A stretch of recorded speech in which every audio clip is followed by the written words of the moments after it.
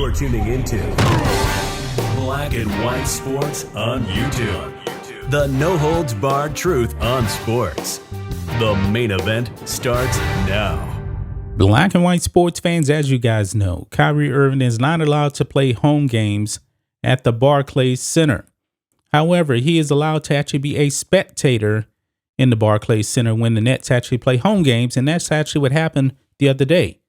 For some kind of reason, guys, Kyrie Irving is a threat when he's on the basketball court with the home team, but he is not a threat when he is actually in the stands as a fan. This makes absolutely no sense. It's probably the dumbest rule ever that we've ever seen, but we're talking about the People's Republic of New York, and dumb rules have been in place for a long time now. This whole entire pandemic, man, there's been some really, really dumb rules out there. And this one really kind of stands out here, guys. It really, really does. Now, Kyrie Irving attended the home game the other day when Kevin Durant, I believe he dropped 53. Spectacular. But he couldn't play in that game because he doesn't have the jab. I'm not going to get into whether or not he should actually get the jab. You guys pretty much know where we actually stand on that.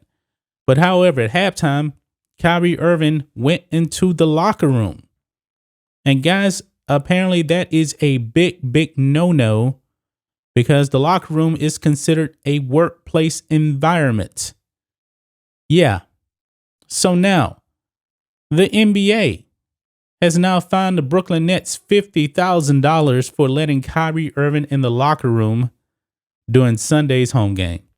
Now, the NBA has already acknowledged that this rule in New York City that makes absolutely no sense, is pretty dumb, but still, they went down and laid a $50,000 fine on the Brooklyn Nets.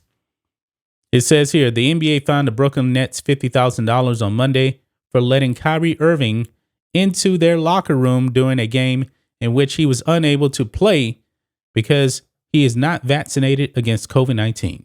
Now, this is stupid, folks, because the people in the stands, I'm pretty sure that you have people in the stands that have not gotten a jab. And they are considered a threat, even though there's no more mandates in place.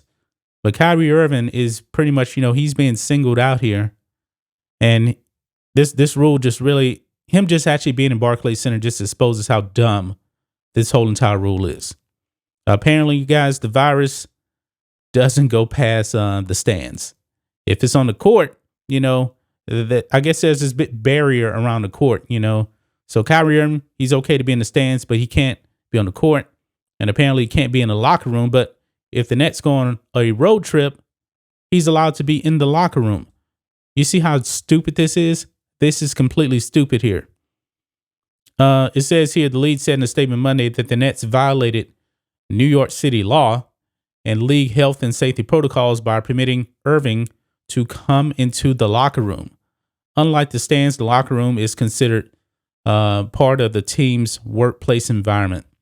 Now, I don't believe that's actually New York City law. I believe it's a mandate, even though technically they dropped the mandates, but this whole private sector mandate remains in place. I don't know how in the world that actually happened. Eric Adams has a lot to answer for with this.